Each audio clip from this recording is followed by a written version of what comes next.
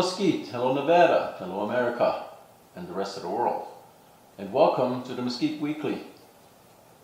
We're at the end of a long Memorial Day weekend, and we are looking at the official beginning, well, let's not say official, but it's the beginning of summer.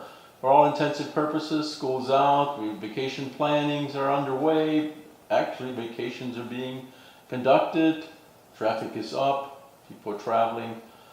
Long summer days are upon us, especially in Mesquite, because the temperature gets rather hot around here. Not as hot as some locally contested election campaigns, and this is one more thing we need to take care of before we start to engage in the old summer adage of lazy summer days. We have one more bit of activity to take care of. As you know, the Nevada primary election is on June 12th. The Mesquite City Council races for seat number 1 and seat number 4 are on the ballot.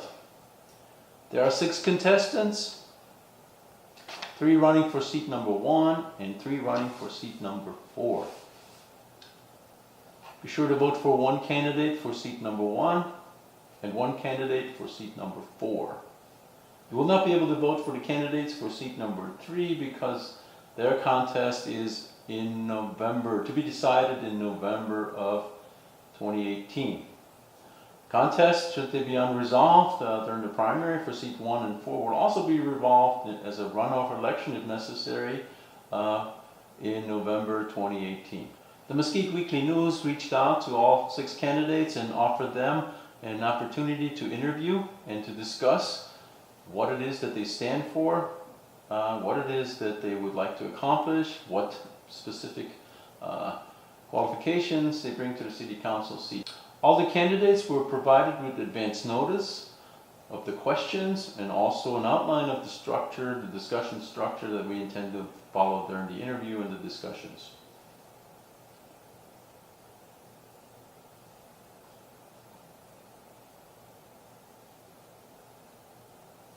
We start with the race for council seat number 1.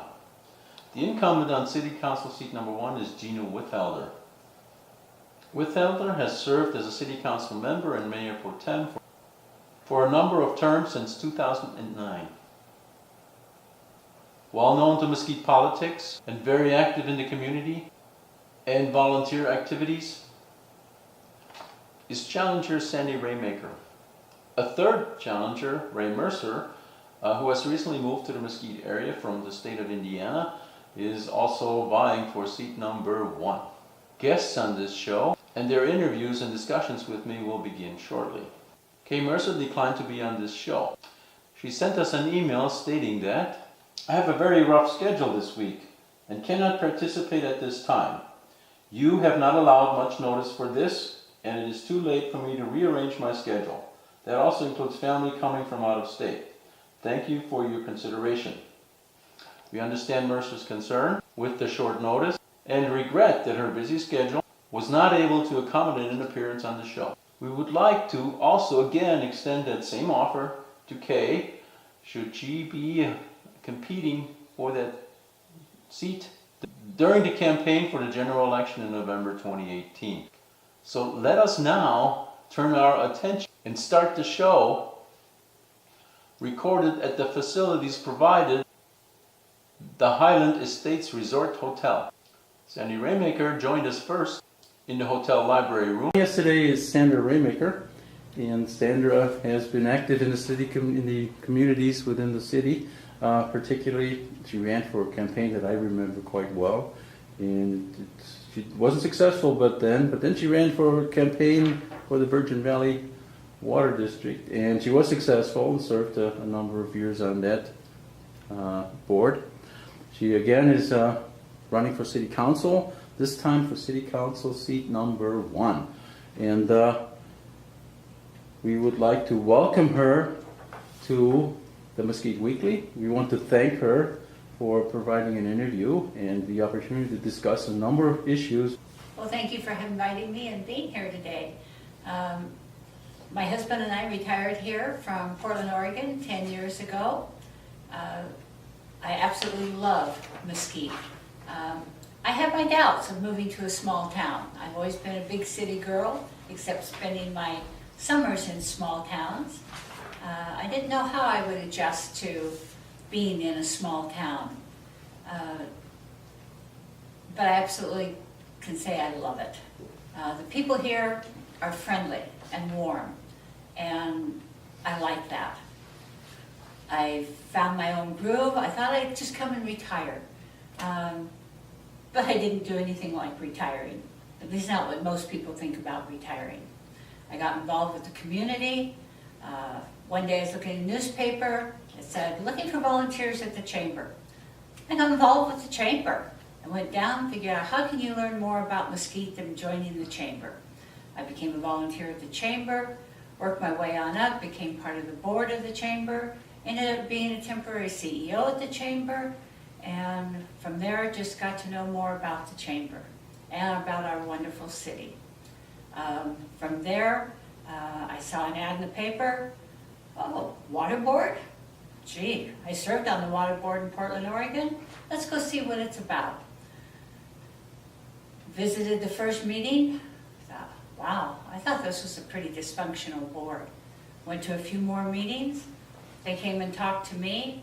The manager at the time said, you're more than just a visitor here. You know more about water than you're letting on. I said, well, I'm interested. A couple of years later, I ran for this water board. I managed to serve on the water board for 6 very successful years. I think water is important. So I have 6 children, 10 grandchildren, and 2 great-grandchildren. I volunteer here in Mesquite in several different organizations. I volunteer up at the hospital. I think we have a great hospital. As we go on, I'd like to talk more about our hospital. People here, like I said, I think are warm, friendly, want to get involved. There's lots of ways to get involved. And that's just a little bit about me. Well, I think my skills are on a get involved and doing situation. I have some college background, but I don't think college is what is going to help you as a city council person. I think I have common sense. And I think common sense is what's going to help you serve as a good person on the city council. I think you need to have common sense by making good decisions, by getting involved in the materials that you get, by doing your research, carefully analyzing, and I think that's what's important, is the best quality you can have. I've served on water boards, I've served on the chamber boards, I've served on National American Waterwork Association boards. The important thing to do is to do your research. If you don't do your research and you don't spend the time getting involved and learning the pros and cons, then you're not of any value to anybody. I think that's the most important thing, is common sense. Senator, I think you're being quite humble in that you don't, talk about your dedication and your qualifications as an interested member of the city of Mesquite. I see you at the city council meetings consistently and constantly. You get involved and you're familiar with all the issues. And reflecting on Tuesday night's meeting, I don't attend as much as I should, probably as a news commentator. But reflecting on Tuesday night, I saw a couple of issues that were quite interesting, or abhorrent actually, in the condition of our finances for the schools. And the budget cuts were tremendous, okay? And also the lack of, I suppose, not lack of, but the frustration that the city council shared with the community on, not being able to help as much as they can. There are some activities in terms of a lawsuit against the school district as well as the state of Nevada to obtain additional funds and maybe maybe clarification as to what the school designation is in terms of a rural area, in terms of a victory school or a, what are the other two categories? Zoom school and a magnet school. So can you please tell us more, a little bit more about that and how you, as a city council member, would address these situations? Well, I think there's a lot more to it than what we see and as to what they're sharing and what the public knows. And there's a lot of things that the school's not sharing with us. And it was hard to sit there the other night, and I felt bad for our superintendent that was here trying to share with us. He was on the hot seat, and there he should be. But I think we have way too much administration, and I think some of the administration, if we need all that administration, why can't the administration kick in and do some teaching? I think if they are going to be administrators, then they can be helpful and they can sit in and do some of the classes. I think that we could use our lobbyist.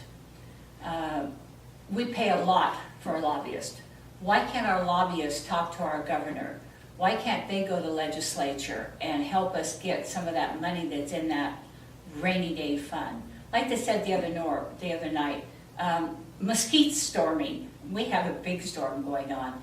When our teachers, and our elementary teachers in particular, come to city council and comment that they don't have the books they need to help our kids learn how to read, that's really pitiful. The fact that we are in such debt and that the schools are in such debt, I never understood why, like they said, 1 year they're telling us the smart kids, the smart schools, they're getting the money. This year they're saying that the kids that aren't as knowledgeable are getting the money. That's a contrary. Every year we're hearing something different. We're told that you're not going to get less money this year than you got the year before. Well, for the last 2 years, we're getting less funding than we got the year before. I don't understand that, and I don't understand why we keep getting different stories. And I'm not sure just how we're going to get the right story. If we need to go down, why we haven't departed from the school system. We talked about that of becoming a separate school district. And I have not heard and understood why we haven't branched off into becoming a separate school district.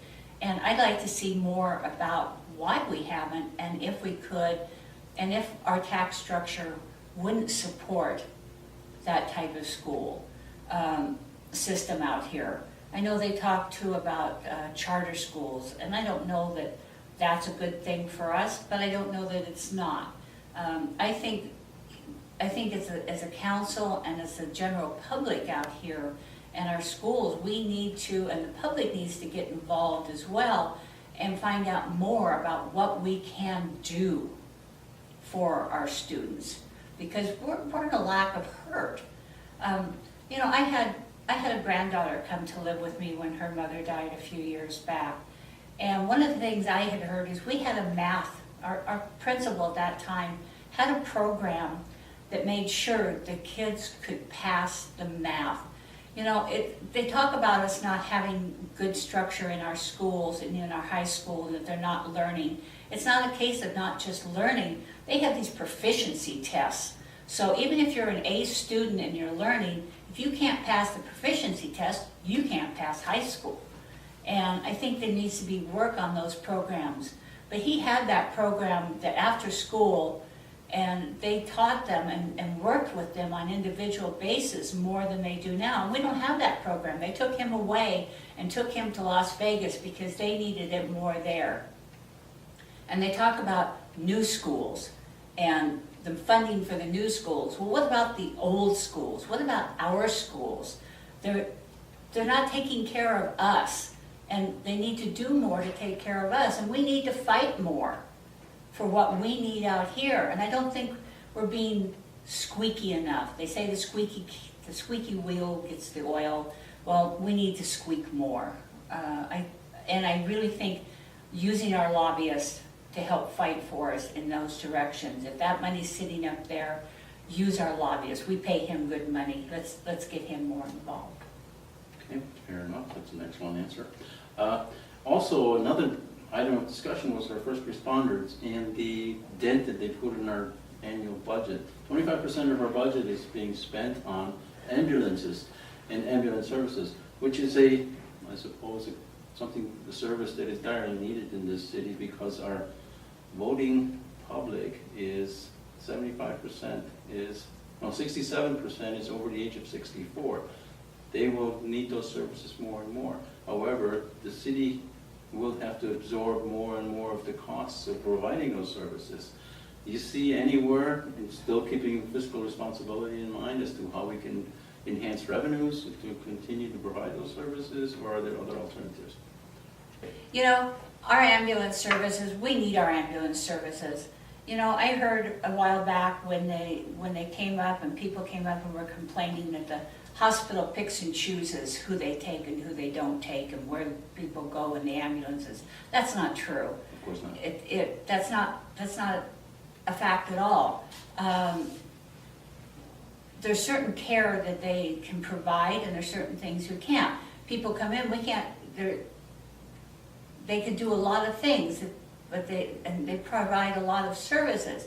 But the ambulance services, the medical insurances will only pay a certain amount.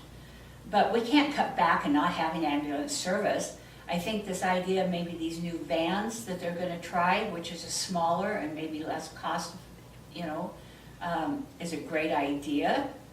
But our ambulance billing has changed greatly. I remember when I first came here and I needed an ambulance, it was 2 years before I even got a bill. And I wondered, why am I not getting billed? So they have greatly improved how they're billing. They've changed their billing services. I think there's things that they can do that way, but we can't cut back on having ambulance services and providing those services. Our services to the public for health care and it's just, it can't go away. I mean, I'm not sure where the money's going to come from and how we're going to come up with it, but it's a necessity, it's a need. You don't want to have them make that choice of, gee, do I just not go pick you up because I have to do something else, or this care is here? We're already struggling that with our services because of our fire, and it's just, yeah. Okay. I'm sorry. It's actually a fair statement, and that's great. That's fine. I'm looking at the list of objectives that you've established for yourself, and I think we've covered 3 of them. However, advancing community development that matches fiscal environmental constraints. We've talked about that, touched base with medical services versus revenue increases. But we haven't touched on it in terms of, for example, providing a natural gas pipeline. And the purpose of that natural gas pipeline would be to expand businesses. But the question is, what kind of businesses will be users of natural gas? Is that something that fits our community, or at least manufacturing businesses that are going to pollute and be environmental concerns? Or how as a councilman do you see handling that? Would it be through special permits? Do we have an idea as to who to permit and who not to permit? Your comments on that, please. Well, when I first came here looking to move 12 years ago, they were talking about natural gas. And I know you have to plan ahead for any major situation like that here in Mesquite. I know we're closer to getting natural gas. I know for new home builders in areas to the west, it can be of advantage for people who like to cook with natural gas. I can see where it would be advantage to a lot of the restaurants that are new builders or those that are to our west or outskirts here, where the new line could come in, because propane is extremely expensive for them. We haven't been told what kind of businesses are coming in. We don't know what businesses are coming in. Well, let me ask this then. The natural gas pipeline, the ones that want to spend the millions of dollars required to run a natural gas pipeline, have they been provided any incentives or commitments as to, what who their users will be? I'm not aware Okay. of that information. All right. There's also, when we bring a lot of natural gas consuming industries, we bring a lot of, I would imagine, resource consumers, and particularly water consumers. Does the city actually understand that there's an additional drain on water resources because of that? The expansion of ball fields, the expansion of athletic fields, the expansion of green areas, okay, that require a substantial amount of water. Have we, as the city, did they consider this properly, or as a city councilman, what avenues would you try to understand before making a decision in that regard? Well, I came to the city when I was on the water board and made a statement when they were getting ready to bring in another area. And I made the statement of, have you done a study on how much water we really have? And I basically got my hand slapped saying, who are you to ask that kind of a question? And as an individual, whether you're a homeowner, a business owner, you need to ask those kind of questions. Homes take a certain amount of water. Certain kinds of businesses take a certain amount of water. It's all different. Different kinds of businesses, like a chip factory, a microchip factory, a big home industrial area. All of these take a different amount of water. We don't really know how much water we have. We have studies that say we have this amount of water. They're older studies. We've asked for a study of Basin 222. I understand that the Water Board has now agreed to do one in 2024, but it takes 5 to 6 years to get a study. Well, who knows how much business has come in? Who knows what kind of industry has come in? We don't know how many more homes, like we've already approved more homes out in Sun City area that have already been scheduled for certain amounts of water. Without studying, without really knowing, I think it's foolish to keep going without having this study. I had thought at one time that the city should get involved and pay a portion of having this study done. We had different organizations come in and agreed to help pay for a study so that we could do this. So I have concerns as to what kind of businesses come in and how much water we may use. And I just think that that's going down a road without knowing. And I wish that we would get more information. I'm not against business, I'm not against industry, I'm against how much industry and what kind of industry comes in without more background information.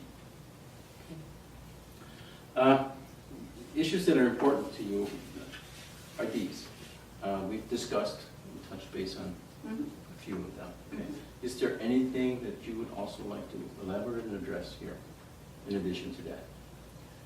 Well, I think affordable housing is very important. The affordable housing, we have an issue here. We're talking about businesses. We've got this great RV center that's going to break ground, and we don't have the homes for people to come here. If we bring workers from Las Vegas or St. George to live here to do that, which brings up the subject of we don't have the workers here to do it. So first, if we start with the affordable housing, you know, we need people to, there's incentives, and we can get people, the city owns a lot of different properties, and we can take that properties and we can work with builders and make incentives. We can change some of the licensing, and if we take some of this property and work with the builders, we can get some economical housing built. And if we're gonna have workers and we're gonna need these things, then that brings up another subject that's very dear to me, is our youth here. I know that I came here thinking this was a retirement town. We know we have a high school, we have a middle school, we have 2 elementary schools. So that means we have a lot of families here. And if we have a class that's graduating today, what kind of jobs do we have? Okay, we have fast food. There's nothing wrong with fast food. There's nothing wrong with being a restaurant worker. I was a restaurant worker for a lot of years before I got into the medical field. But we need jobs for them, and to get those kind of jobs that we have coming in, possibly, they need training. And to have to be able to train them, we need the education. So we have a community college here, we need trade schools. We need something here that can train them to be mechanics. We need people who can come to the junior college and work and train the students to be more. We have a medical, we have a hospital here, we have a great hospital here. We have doctors here, maybe not as many as we'd like to have, but we have doctors here that need workers. You know, we have a program over here for CNAs, for phlebotomists, but we have to send our medical assistants to Las Vegas to be trained. Why can't we get the MA program here? So there's all kinds of things that we could do here in the education department to help our students here stay here, so that they can grow and our community can grow here with our families that are here. You know, one of the places I volunteer is at the hospital, and I hear things about, you know, our hospital's not the most wonderful hospital. Hey, we have a hospital, and it's a good hospital. Some things it can't do, but by God, be thankful we have a hospital. Use our hospital. They work hard to get doctors here. They work hard to take care of us. And where would we be without a hospital? Just like our services, our ambulances, what would we do if we didn't have our safety, our community safety? You know, they work hard, our firemen work hard, our police work hard. And going down that line, if I may, you know, over at our middle school, we could use a police officer over there.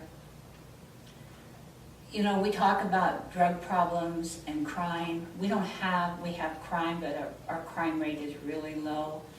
But, you know, we need somebody that can be over there and help at our middle school, because we do have some drug issues, we have some gang issues, we have bullying, and a lot of it starts at our middle school. It's not at our high school. We need somebody there that can help, and I think that's an important place to help with some of that. Sorry, I've been meandering around. It's fairly informal, and it's your opportunity to present yourself to the voters. You know, I think, you know, you were asking about me personally, you know. I'm glad you mentioned your career. I heard you say it, now you need to elaborate. Well, you know. How do you pronounce it? A phlebotomist. Yes. You know. You're a Dracula.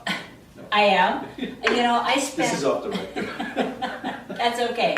A lot of people call me Dracula, and that's all right. You know, I spent the last 40 years of my working career as a phlebotomist, and a dang good phlebotomist. You hit the target every time, right? I am. I still, when I go back to visit, I still have patients. Can I have you do mine? You bet. Okay. I still have patients stop me in the hall when I go up to the clinic and ask me, "Oh, Sandy, you're here. Would you please draw my blood?" But you know, I worked my way up as a CNA, a nursing assistant, and was a medical assistant and a phlebotomist. And I don't think there's anything more important than being in the medical field. I loved taking care of patients. I love being around people.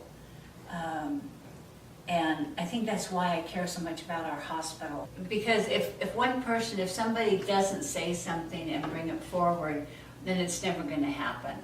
True. But And bringing it forward is the key, okay? And following it through, okay? right. Yeah. And the thing of it is if you don't communicate and you don't work together, I mean, it's yeah. Yeah. Well, okay, so there we are. All right. Questions, comments, concerns? Nah. Okay, good. No. All right. Okay. That's it. All right. It's a wrap. Okay.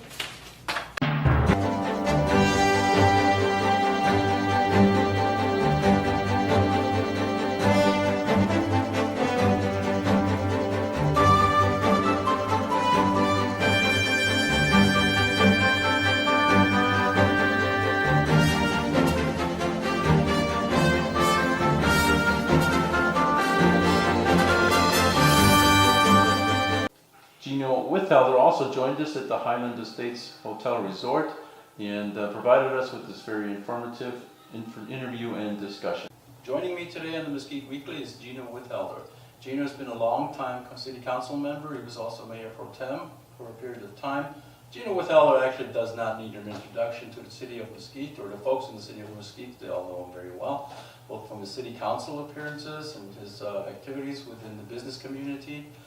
And please welcome Gino, and let's hear more from him. Well, good morning and thank you. Again, my name is Gino Withelder, and I am an active city councilman currently. I've been on the bench since July of 2009, so 1st of July I'll be starting my 10th year, and it's been interesting to say the least. I've been very active in the community. I'm almost an 18-year resident of Mesquite, came from Northern California.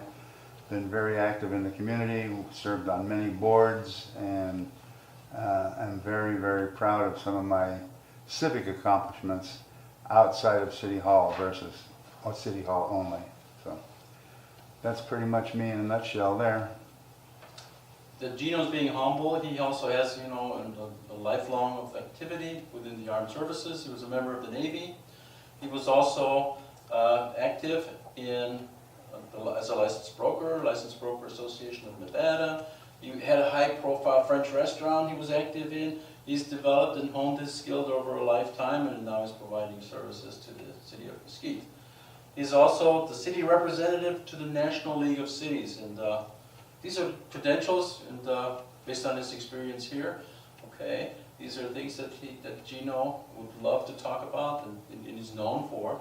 I think he's being humble when he says, and he talked that way to the Mesquite local news. He says, when they ask him about the accomplishments over the last years, I think he's just being humble. He simply stated that he doesn't have any.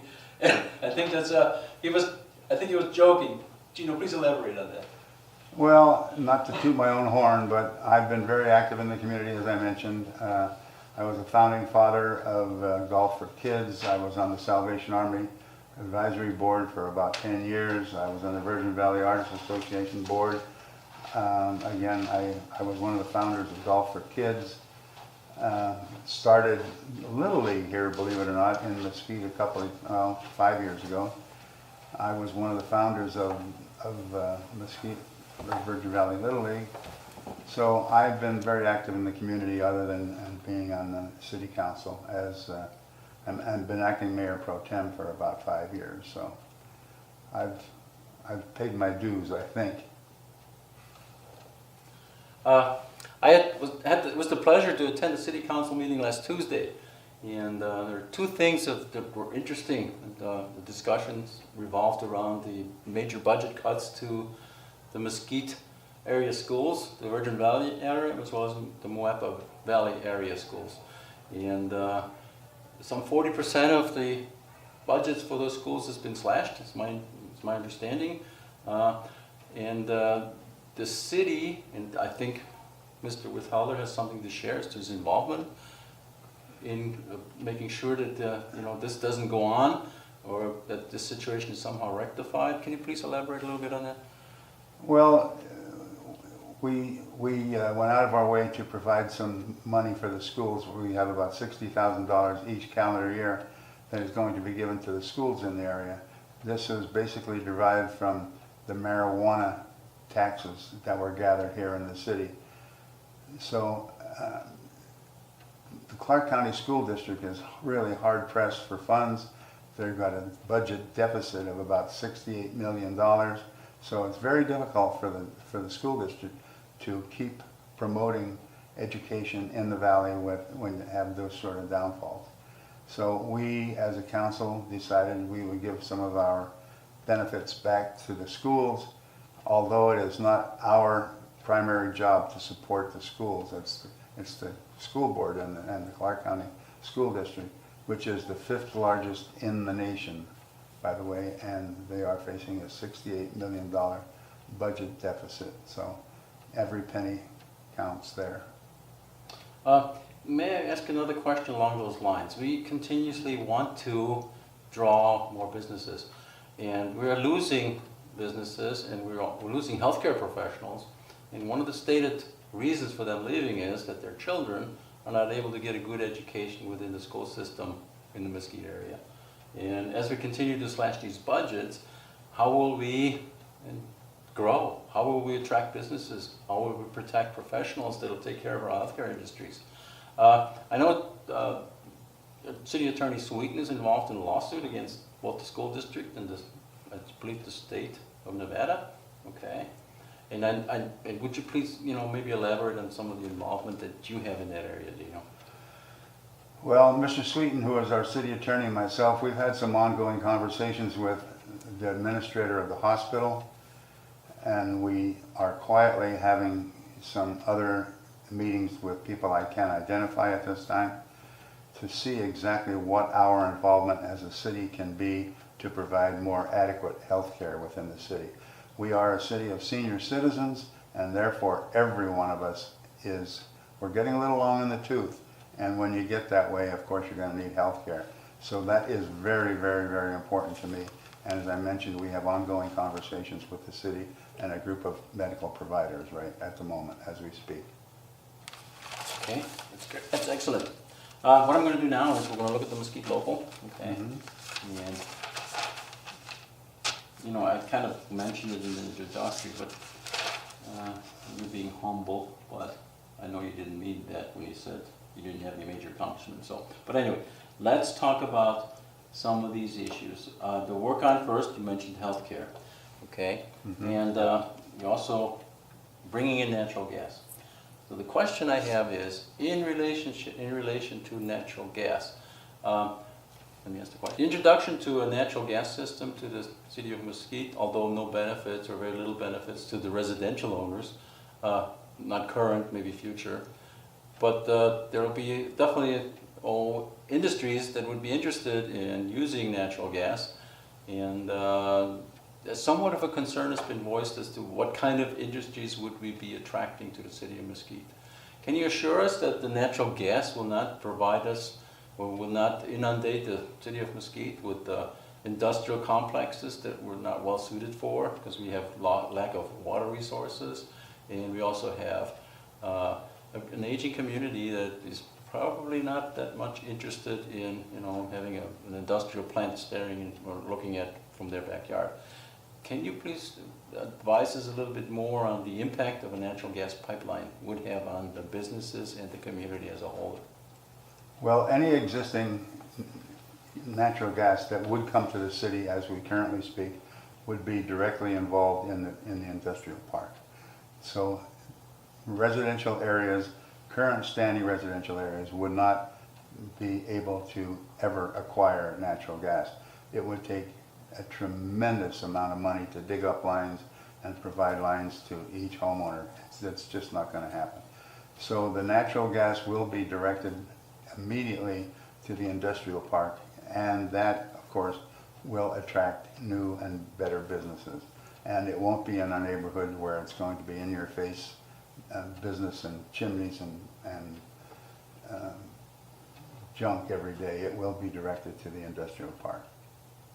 In keeping with the standards that the city has already employed, would we restrict anyone from coming in to provide an industry that may not be viewed or may not be deemed favorable to Mesquite? I don't think the city would permit or issue a license to something that would not fit within our community. We will have the last say as to who we issue business licenses to, and if it's going to be detrimental to the community, that's not ever going to happen, I can assure you.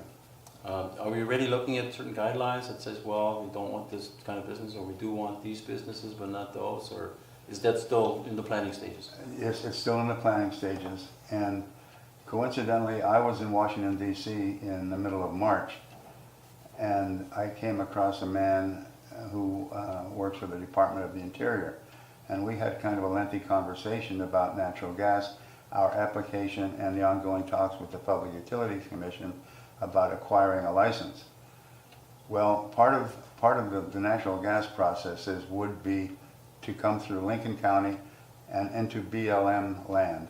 And BLM originally told us that we would probably be looking at about a 2-year period before they would issue a license to us for the natural gas. And this man I spoke of, he works directly for the Department of the Interior, and he assured me that if we get a clearance from the Public Utility Commission, it would not take 2 years to get approval from BLM. So I think we're really on the right track. Attorney Sweeten and myself and Aaron Baker, the city acting as city manager's assistant, we've had some ongoing talks with those people about the natural gas situation as well, and I think it's going very favorably in our favor. Okay. Do you see the city of Mesquite management or government taking the right direction or not? And how would you like to change the direction that the city is taking? And how, when, and what would you do to do that? Now, this is a tall order, and I don't expect everyone to answer it perfectly. There is no perfect answer. But if you're willing to give it a shot, that's a good way to summarize. Well, I think we are living within our budgets. We've been right at the budget break-even point the last several years. And as you know, we are the fastest growing city in the state of Nevada. We are now over 20,000 people, which we were at probably 2008 when the bottom fell out of everything. Mm-hmm. So we are heading in the right directions. We've got redevelopment money sitting there for people who want to invest in redevelopment type businesses. So I think there's about $6 million in that account right now that could be used. We are not, like I said, we are not going to issue licenses to somebody that's going to be detrimental to the city whatsoever. So we've got a very good finance department, we've got a great mayor, we've got a good city manager, and I think we've got a very cohesive council currently, and I don't think anything is going to get in our way with any of these folks because of what we've accomplished in the last 5 years.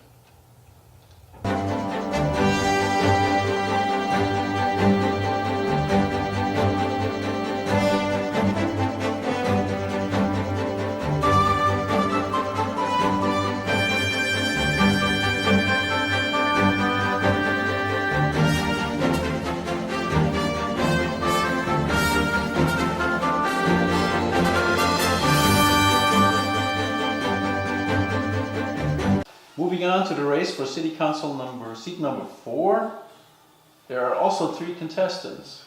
Incumbent Rich Green, currently holding City Council seat number 4, decided not to seek re-election.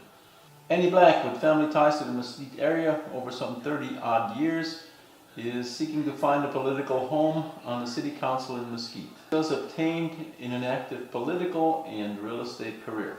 Well known to Mesquite politics and very active in the community and volunteer activities and busy with real estate careers spanning 23 years is Karen Fielding. A third challenger and well recognized in the Mesquite community is Chuck Kruger, who is well known and has served the community as a cashier at our local grocery store for many years. Kruger has, however, declined to appear on our show, citing a busy and exhausting work and campaign schedule. We would also like to extend the offer to appear on this show again should Chuck be a contestant in the November 2018 election. Let us now return our attention to the shows recorded earlier at the Highland Estates Hotel Resort. Annie Black was the first to join us at the hotel library room for an exciting interview and discussions by adding her special brand of passion and energy that she brings to Mesquite City politics. Hello Mesquite, hello Nevada, and the rest of the world, and welcome to the Mesquite Weekly. The 2018 election cycle will begin in the state of Nevada with the primary election on June 12th. And don't forget, early voting starts on June 1. Joining us today is Annie Black. We would like to welcome Ms. Black and thank her for granting us an interview and debating the issues that pertain to the election of the City Council. Ms. Black is a contender for the City Council seat number 4. Ms. Black is an area realtor, 37 years of age, a mother of 2 sons, and has family ties to Mesquite going back more than 30 years. She has developed an affection and love for Mesquite and has engaged along with her family investing in the community for most of her life.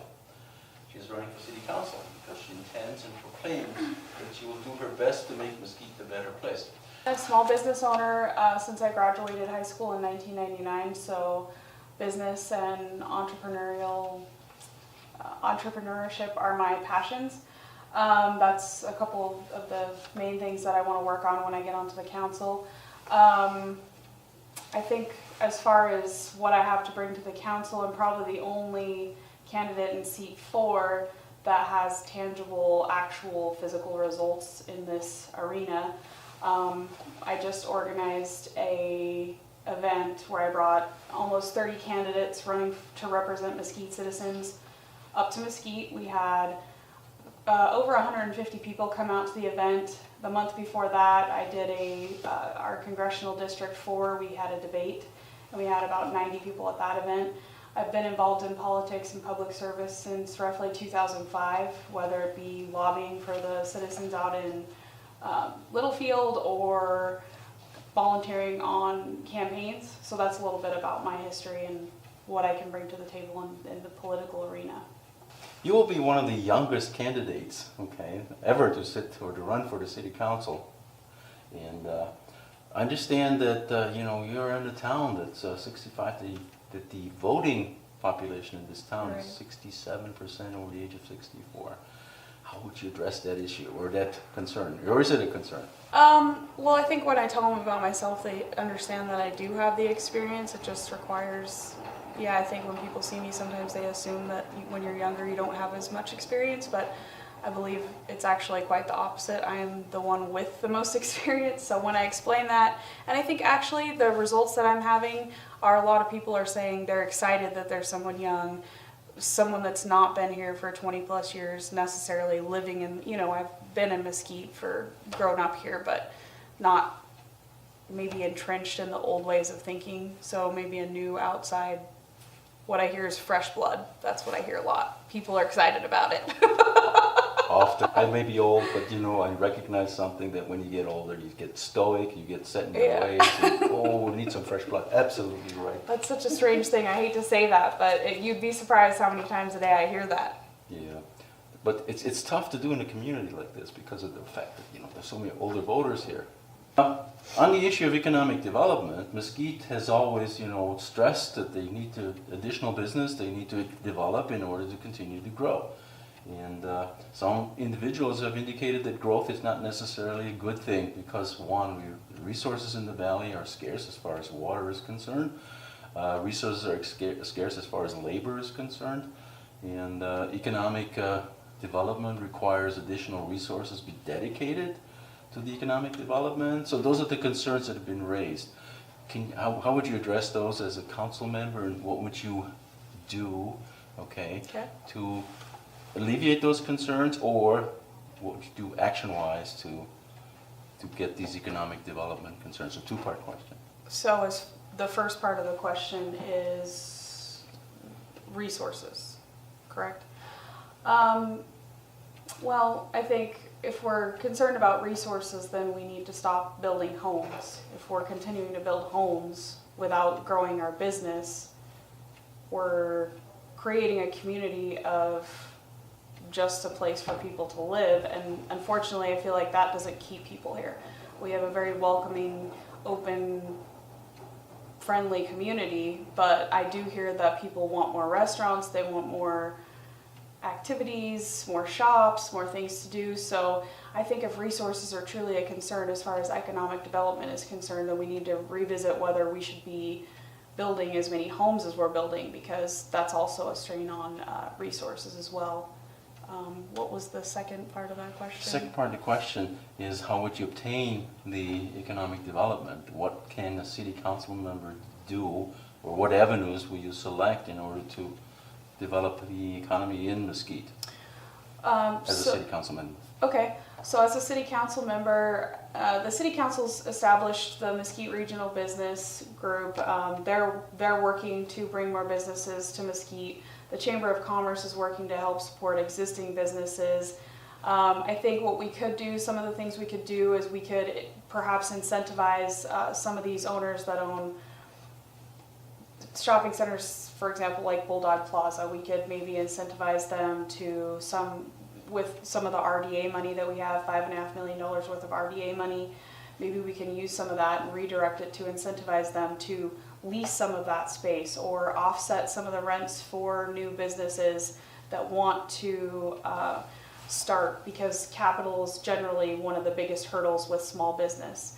And we know that since World War II, small business has been the main creator in new jobs. So it's important that we focus on that. I think we need to focus on seeing what businesses have worked in our community, examining why, and then using that knowledge to help.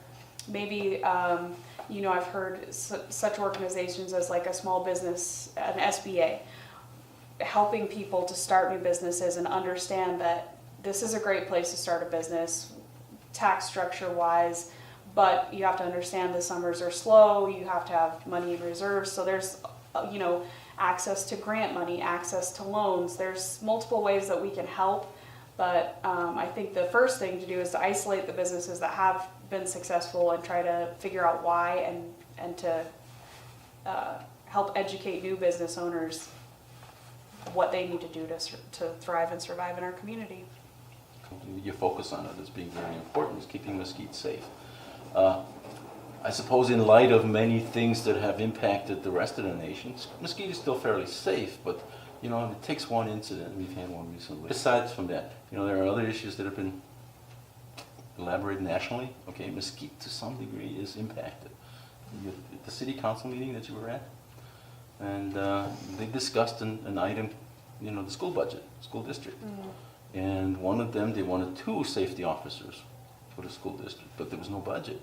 Is that something Mesquite would have to fund? But anyway, keeping all that in mind, okay, safety and security, your take on it, please. Well, I think our first role, most importantly, is to keep the first role of government. One of the primary roles is to keep people safe, and especially in light of the shooting in Las Vegas, and it seems to be sort of an epidemic. The school shootings, just shootings in general, are kind of getting out of hand. As far as one of the topics you brought up, which was school safety, I don't know how likely it is we're going to get money for a resource officer for the school, another resource officer. We already have one, which the city pays for. I don't know the likelihood, given CCSD's budget right now, that we would get another resource officer.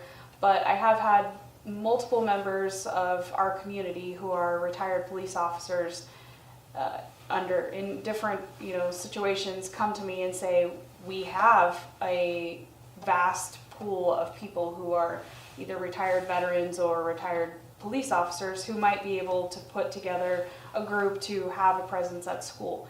Unfortunately, I don't know, and this is something we need to look into, if CCSD would even allow something like that to happen, how we could maybe create our own little task force to be at the school, because from what I'm told by Police Chief Tanner, if there's a presence at the school, knock on wood, they've never had a shooting or an incident at a school with a police presence there. So, I mean, minus maybe, and when I say that, I mean that there's like a police car sitting out front. As far as how, safety in general for our city, that's a huge reason why a lot of people come to Mesquite. So I think it's integral that we really maintain being safe, support our law enforcement and our first responders. Even going as far as fire and EMS. We, by the nature of our community being a retirement community, we have a lot of people that I'm sure are concerned. How close is a hospital? How good is your medical treatment, your EMS services? So these are all things that are really, really important that I think are definitely my top priority. I've also heard that one of the major one of the major expenditures for the city is for first responders, providing ambulance services. And it's like 25% of the city budget. Are we going to continue to absorb these deficits, or do we have a way to alleviate these deficits? Because the first responders certainly are getting reimbursed by Medicare for this. Mm-hmm. And like I said, 67% of the population is on Medicare, unfortunately. Right. And they're the most lucrative, they're the most users of the service. Right. And the lowest payers. And the lowest payers, right? Right. So, as a city, I mean, what can the city council do? Do we continue to absorb the costs, or what avenues do we have to explore? My opinion on that topic would be that we need to inform the public of the situation. When you tell a lot of people, in my position paper I mentioned the interfacility transport is $2.5 million in our last budget. When people hear that, they are blown away. But I guess the moral of the story to me is we have to educate people, and we have to let the citizens of Mesquite decide if we want to continue to carry that burden. Because at the end of the day, if you get sick or hurt or you need ambulance service, I would guess that that's pretty important. Maybe not so much on the other side of it when you don't need it, but when you do need it, it's very important. And so I don't necessarily think that I should make that decision. I think we should educate people in this community, let them know what we're paying, what the deficit is, and I think Chief Andrus is working really hard to educate people. He's putting out numbers of incidents and what the fire and EMS are doing to educate people about where that money's going and try to explain how it all works. And then if people think, yes, that's something we should continue, then we should. And if they think we shouldn't, then it's something I think the people should decide, not me necessarily. I think that, I'm sure you're aware of the study that they did to figure out, where are we spending the money, what measures could we take to try to alleviate some of the cost. And at the last council meeting, Chief Andrus came and gave an update on what they've been doing, and they're going to revisit it in 6 months. And I think that we can definitely work on it, and I'm open to any resources you have to share. Those are the two topics that you have already addressed. Mm-hmm. That I wanted to talk about. Is there anything here that you wanted to elaborate on these topics? Yeah, sure. I think city council retirement is going to be a big one. So one of the issues that I think is probably not as interesting as the others is the retirement of a lot of our city staff. And if you go down to the city, you get to talking to our city manager, department heads, you realize that I would guesstimate probably close to 2/3 of our heads of departments are nearing retirement in the next 1 to 3 years. That would be my guesstimate.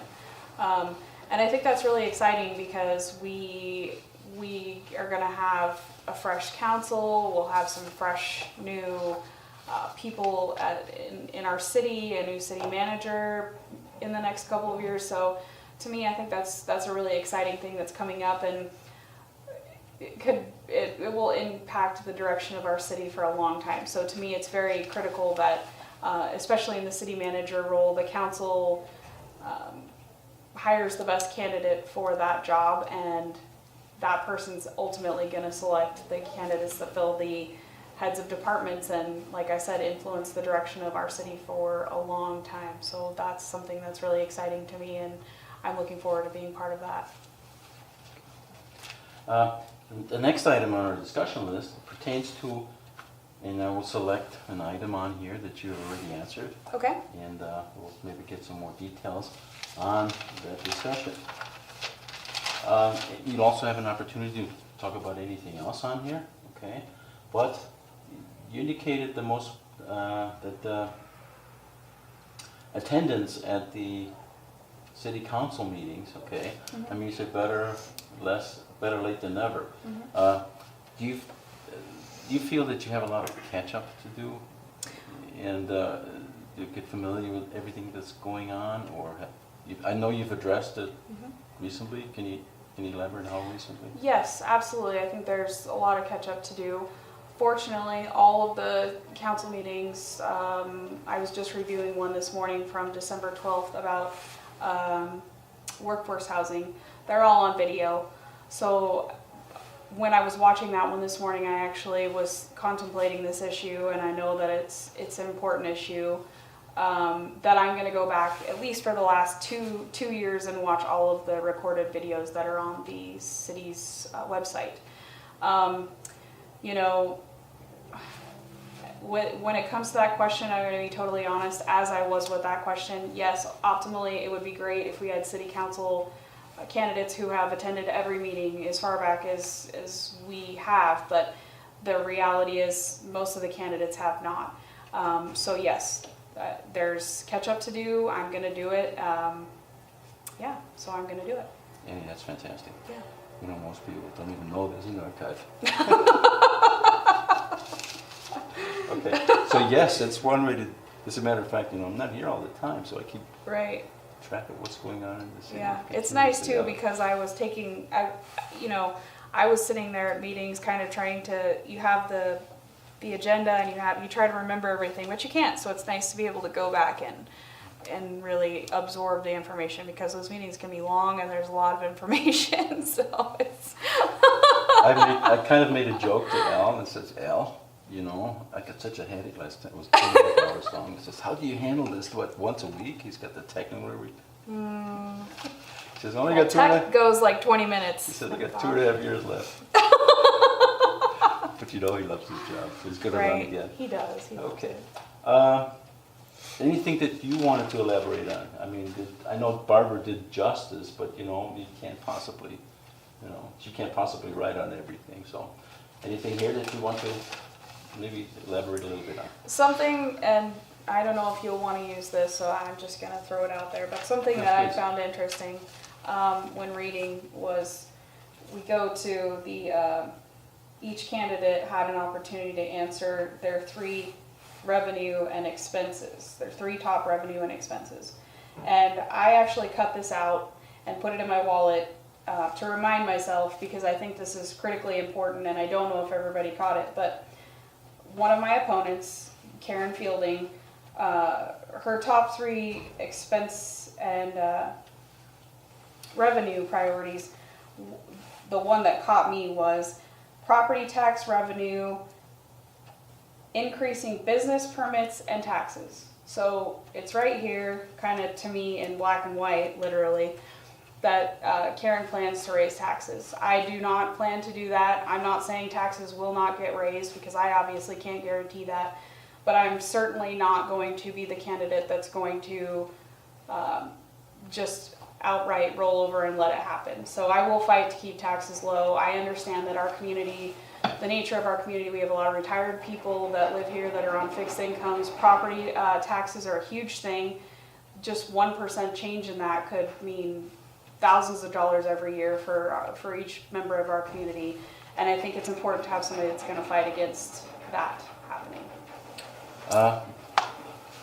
I'd like to ask you a little bit further. Sure. The city council is constantly under barrage, for emotional appeals to provide more funding, raises, et cetera, et cetera.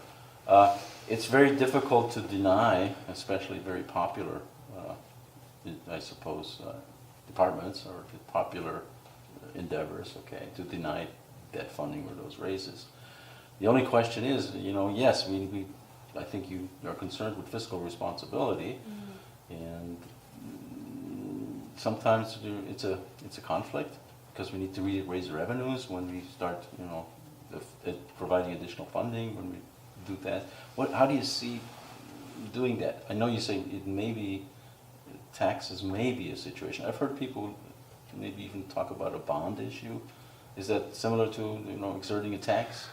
A bond issue for the Well, no. ball fields, is that what you're talking about? I don't. In general. So in lieu of raising just so I'm clear on the question, in lieu of raising Well, taxes. we have a dilemma. Do we cut resources? Do we cut services, or do we increase taxes? Right. And it's a delicate balance. And you mentioned that the balance is you don't want to increase revenues, or do Well, we then decrease services? Right. So that's a great question. Obviously, there's two options. As you said, we can either cut services or we can increase revenue. There's other ways to increase revenue outside of raising taxes. My ultimate suggestion would be to grow small business and to grow business and to keep developing our town, because we do make money off of businesses and we make money off of building homes. I think those are better avenues.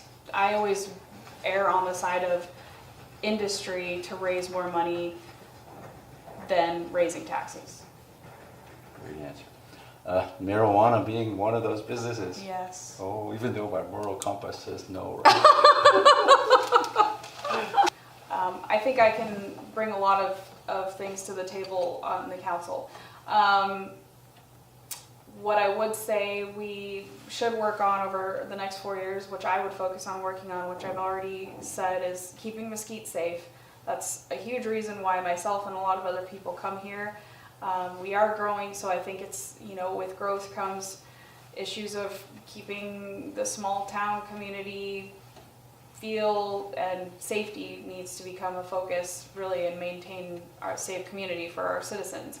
And then also developing businesses. I'm not in favor of raising taxes. I'm in favor of growing our economy to bring in more revenue. And yes, perhaps we do need to cut some things from our budget, but those are things that I think as I get into council, I'll be able to examine a little bit more. And I will, for sure. So those are my goals on the council, and I'm going to work really hard to represent all of the citizens of Mesquite. I'm out there every single day. My goal every day is to speak with at least 80 households and a couple of businesses, and I think that after the election I'll continue to do that. Maybe not 80 a day, but I think it's important that the council gets out into the community and talks to people. And a big problem that I see is there's a disconnect between what's happening at the council and what people know in the community about what the council's getting done. And there are good, productive things happening. I just don't always think that people are aware of it. Well, there you have it. This is Annie Black, and she will be for the City Council seat number 4. Annie, I would like to thank you for appearing with us on this show. Thank you for having me. I think it's awesome what you're doing. I really appreciate it.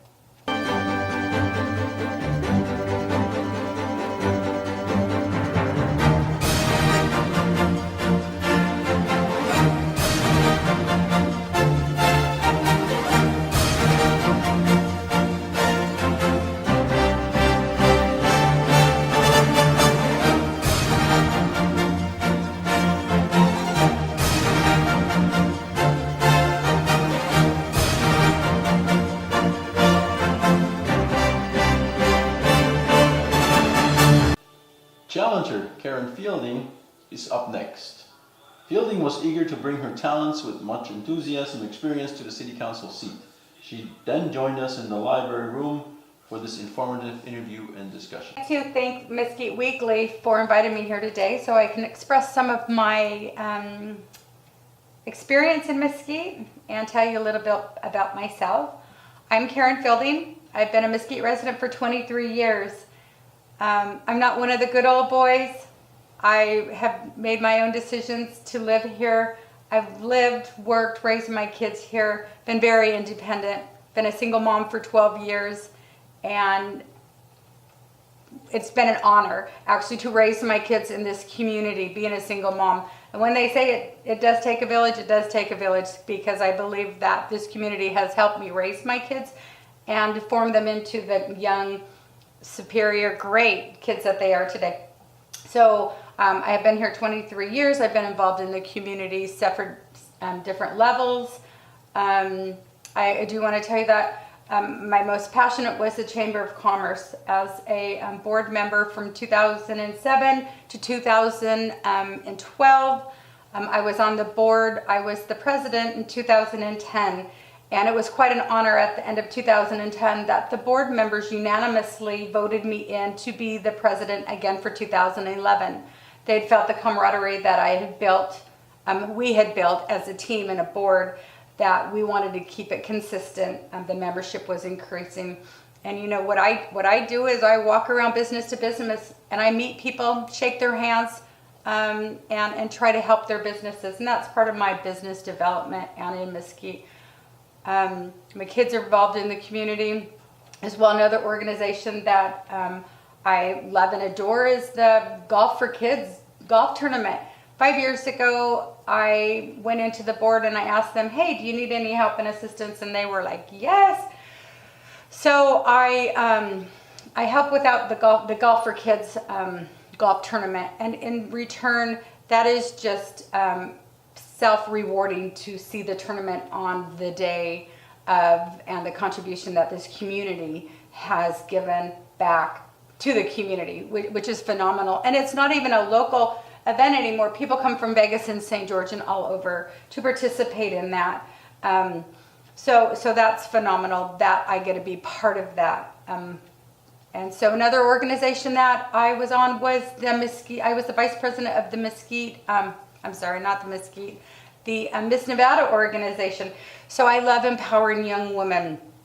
My daughter was in the pageant and for scholarship money. And it's a great organization to be involved with. I did step down as the vice president of the organization when my daughter was in the pageant. It is self-esteem building to be in a pageant like that. And in return, it is scholarship money. So to put our future, our kids' education, which is phenomenal.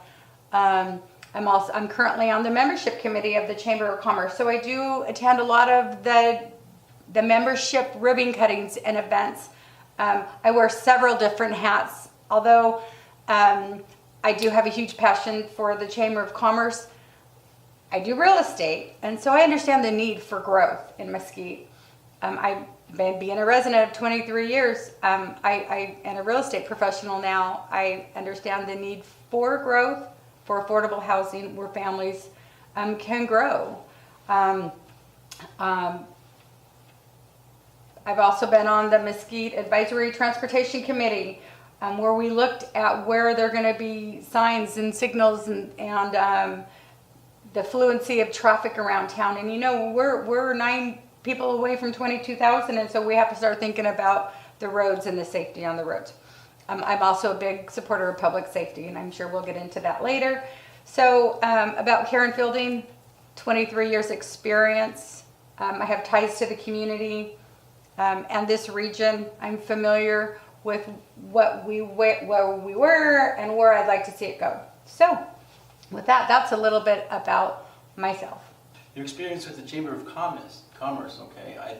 I don't know, you might want to elaborate on the skills levels that you obtained and the ability to deal with complex situations, which you can bring to the City Council. Let me just tell you about my involvement with the Chamber of Commerce. And, you know, I don't take any personal accolades to myself. It is a chamber board, and there are boards. And I believe there is no I in team, that it is a team. So being involved with the Chamber of Commerce on a board level and then as the president, we would have situations that were tough to deal with. I'm a people kind of person. And you know what? I go out and ask those hard questions. What can we do for you? And I take it back to the board. And as a board, we figure out the best way to handle a situation. I don't make any snap decisions. I never have. There's always two sides to the coin, and I'd like to see everybody's side. Sometimes they're not easy situations, but we've always learned to handle them in the best way for the chamber. And I do that in my personal life as well. Never make any snap decisions. There's two sides, and that's the way I've always been. In one of your ads, you've mentioned that you want to promote business and industry. Can you tell us a little bit more about that when you become a city council member as to how you would go about doing that? That's a great question. So I don't think that that's something that I can address personally. I think it's going to be the city council and the board and the committee heads. We're going to work on that together. I think that Mesquite is in a premier location, being on I-15. I think 118 exit is a huge benefit for the city of Mesquite.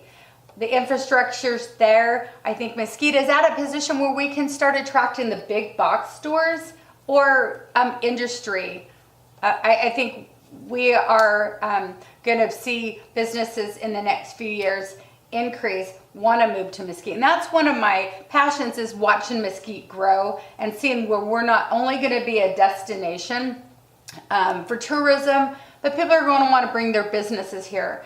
And they're going to be so busy in St. George, it's going to be easier for them to come down 35 minutes to Mesquite, enjoy the sun and everything that we have to offer. So that's on the business development. I think that we're going to be in a great position to start attracting some more businesses. There's another point that you seem to indicate in your ads, which is to help to retain locally owned businesses. Can you elaborate on that? As a city councilman, what would you do to help do that? So I've seen so many businesses close in the last few years, good businesses, and I don't think that they have been out there, that the locals don't know that they're there. And last night was a prime example. There was a new business that the chamber hosted, a ribbon cutting, the Amused Owl. I posted on Facebook, a ribbon cutting, and the replies that I got were numerous. Where is it? Where is it? Oh my gosh. But I think we need to help some of the businesses locally owned and keep them here. And I think with more residents coming in, people finding out about Mesquite, that's going to help those locally. Now, summer months, businesses decrease. It's a proven fact. So how do we go ahead and keep those businesses in through the summer, and then where they can thrive when all the snowbirds come back in the winter as well? So I am huge for locally owned businesses, business retention. We got to focus on that because that's huge for Mesquite. And going a little bit farther in there, I think we have the great avenue in Mesquite with the RDA funds that the city offers. There are some restrictions and criteria that you have to meet, and I've worked on that a little bit, talked a little bit with Aaron Baker with the city, and finding out a little bit more about that. I've met with some of the business owners down Mesquite Boulevard. People have often said, it looks like a ghost town down there. With this new library coming in, I think the city's on the right path to get more businesses down there. So that's going to be a huge focus as well, is the retaining locally businesses, is letting them know the funds that are available to help them. You also mentioned that you have a concern for, as expressed, that you have a wanting to have strong public safety. Can you elaborate on that, please? Absolutely. Thank you for asking. Public safety is huge in a small community. And a growing community to me. And when I talk about public safety, I'm talking about the first responders, the fire and rescue, and the police. We're at a position that I know the fire right now has an 8-minute response time. Police a little bit sooner, and sometimes 10 minutes, depending on the call and how many are on duty. First and foremost, I respect our first responders. I have met with Chief Andrus, and I've seen him do amazing things in the short time as chief and the direction that he is going. Now, again, I've said he is in charge. He is the chief, but it takes everybody in that fire and rescue to make them so successful. I do feel that with the increased business, with the increased residents, with the workforce that we're going to be bringing into town, we need to make sure that our first responders are staffed adequately in the event there is a fire and a heart attack and or a rollover, that we have enough first responders to reply to all of those safety needs. Again, it's a proven fact. Our age in Mesquite average age is 54. So we want to make sure there's going to be more cardiac arrests, more stroke victims the older they get. So we want to make sure that we are ready for all of that, and that we are staffed. We have enough staff to do all that.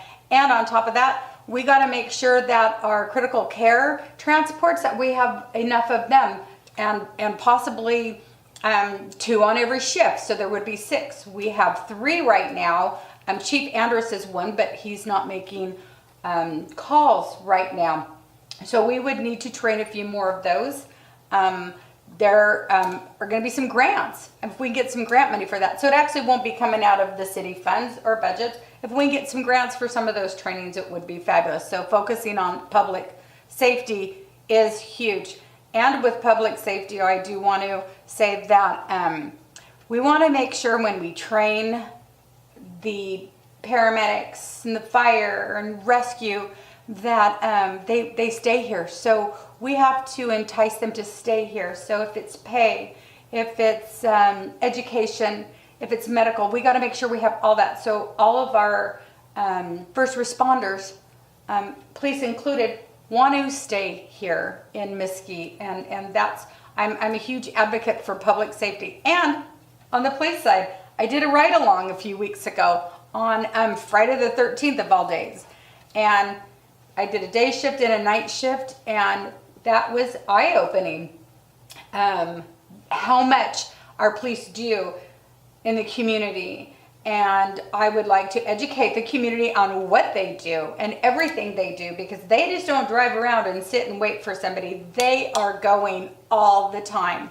And again, I've been in some of those situations on this ride along that I am in awe how much they do to provide public safety for the city of Mesquite. So I that's a little touch on public safety. Okay, fair enough. I think I would want some more elaboration, but I think I'll use it in terms of a response that you provided to the Mesquite local news. And it was about attending city council meetings. You attended the city council meeting on Tuesday, and there were 2 items which I think you've addressed somewhat, is strong public safety, and one of the concerns was from the first response providers, especially the fire department providing ambulance services and transitory services, that constitutes 25% of the city budget. The federal funding has been cut severely. State funding is not forthcoming. And will you be a proponent of maybe enhancing revenues in order to continue to provide those services that our seniors need? Our demographics indicate that there's 67% of the voting age public in Mesquite is over 64. They will continue to need or increasingly need those services. So we have a choice to make: provide quality service, continue to do that, increasing the amount of service provided each year, and dipping further into the city revenues, or generating revenues elsewhere. Can you elaborate on what a councilman, what avenues he would explore in order to do that? And let me just understand that better. Are you talking about the residents in healthcare? I'm talking Or about the ambulance I'm services? talking about the first respondents, that 25% of the city budget goes towards taking care of that. Medicare only repurchases a very small amount Right. of each incident. And so the city has to absorb the rest of it. That does. And so I think, and as I said before, Chief Anders is on the right track. The interfacility transport needs to be restructured. There is definitely no debating that. And I think that he's on the right track. He did mention buying a box van versus the ambulance and putting the wear and tear on the ambulance. So I think the services will still be there. Once we do that, the first responders give quality service. There's no doubt about that. Again, with the first responders and the Medicare, they're still going to make sure that they get the best medical care they can when they're transporting them. However, I do want to say that our first responders got to come first as well, as so does the safety of the age of 67 and older, as you mentioned. And so what's going to happen is I think that our hospital here needs to take care of and service them as well. So they'll go right to our hospital. I do think that transports of the non-critical emergencies in the middle of the night need to cease and have the hospital take them. So then our first responders and our transport can take them in the morning. And the reason I say that is because we have firemen and EMS workers, our first responders, who work all day and sometimes into the night. And so it's a safety issue for the patient and the drivers and the EMS workers driving down there in the middle of the night to go ahead and come back if it's not critical. So I think that that's something they need to work with the hospital and get that relationship built back up, is my opinion on that. Okay. Back to attending meetings. I know there are many issues that are discussed by the city council, city planning, city mayor, city budgets, that are not necessarily something you hear about in public. It takes a lot, and I know many of the council members have worked diligently and very hard, okay, to get familiar, or to be familiar with all the things that take place. Okay, so it's tough, to balance career and city council activities, because of the inordinate amount of work that both require. Can you maybe elaborate how you would balance that? That's a great question. So I've been balancing it now. I'm working the Chamber of Commerce activities I do. And the best thing about being a real estate professional in the city of Mesquite is my schedule is not a schedule. I am so flexible. And as I said before, I'm invested in this community. I always have. So I'm everywhere as much as I can be. I'm learning what there is to learn. And boy, this has been, when you think you know everything, you find out something else, which is fabulous. I've had several aha moments like, wow, when people have talked to me and told me things and increased my knowledge, because I feel that knowledge is key. So I've been asking a lot of questions. So I don't think it's going to be struggle to do what I have a passion to do, and that's it.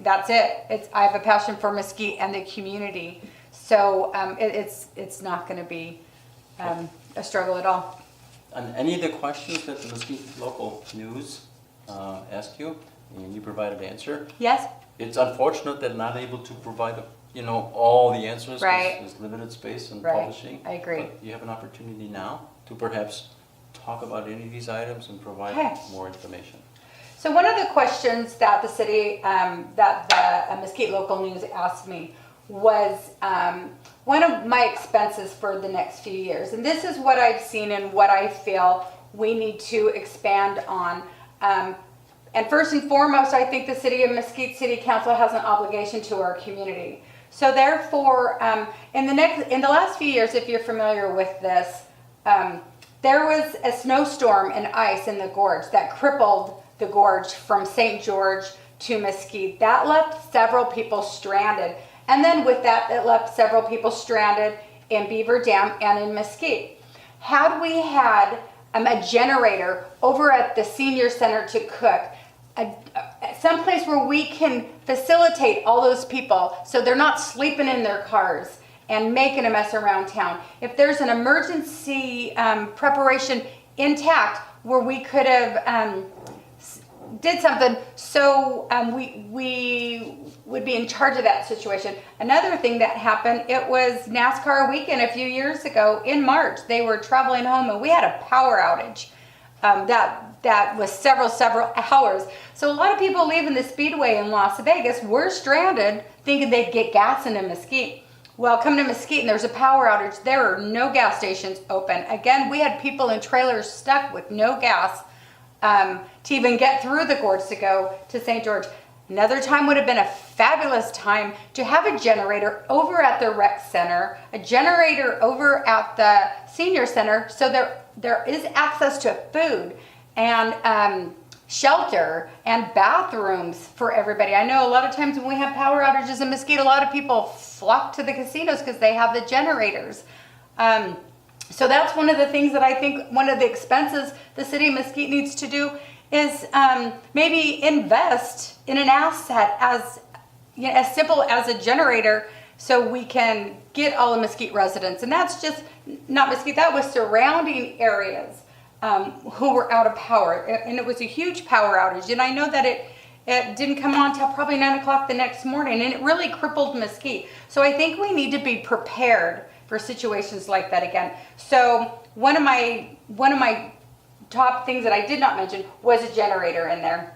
And so that's that. I do feel that, so the lights over at the ball fields, changing them to LED is gonna save a lot of money for the city of Mesquite. So I think that is huge as well. And sports complexes. I didn't touch on that much, but I know from my point of view from real estate, being a real estate professional, I have to spend money to get money back. And I think the city might need to spend some money to in return get revenue back. So I think that's huge, and that will bring and attract a lot of people to Mesquite. May I get a little bit more elaboration? As a city councilman, you have a fiscal responsibility, and how would you assure that I suppose the spending for LED light replacement actually has an economic life, or in other words, is economically beneficial? Oh, I'm sorry. So it is economical beneficial, and that's why everybody wants to switch to LED lights because they last longer. Yeah. They might be a little bit more expensive, but they last longer, and you don't have to replace them. Do we know what the payback is in terms of I do not, time? and you know what? I do not, and I can't answer that without knowing the exact number that would save. Okay. That is. Thank Okay. you for asking that. That's fair. Addresses things like what will you do, when you will do it, and how it will be done when you're elected to the city council. Like I said, it's a tall order. I okay? know that is. The question is a tall order. Yes. Don't, be intimidated by it, but, give it a shot, okay? And there's no perfect answer here. I know. I would just prefer to do some closing instead of Okay, something because, like I said. that's also fair. So in closing, I would like to just remind you that I do have ties to the region. I feel that is an asset for me to sit on city council. I have made some differences in Mesquite and some changes, and I feel that I would be your best choice for Mesquite City Council.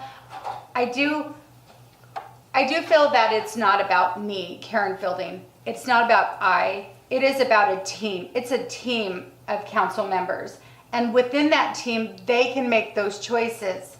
And like I said before, I mentioned, there's always two sides. I want to find out both sides before I vote. Also, knowledge is key. And if I don't know anything or information about something, boy, I'm the first one to investigate and find out.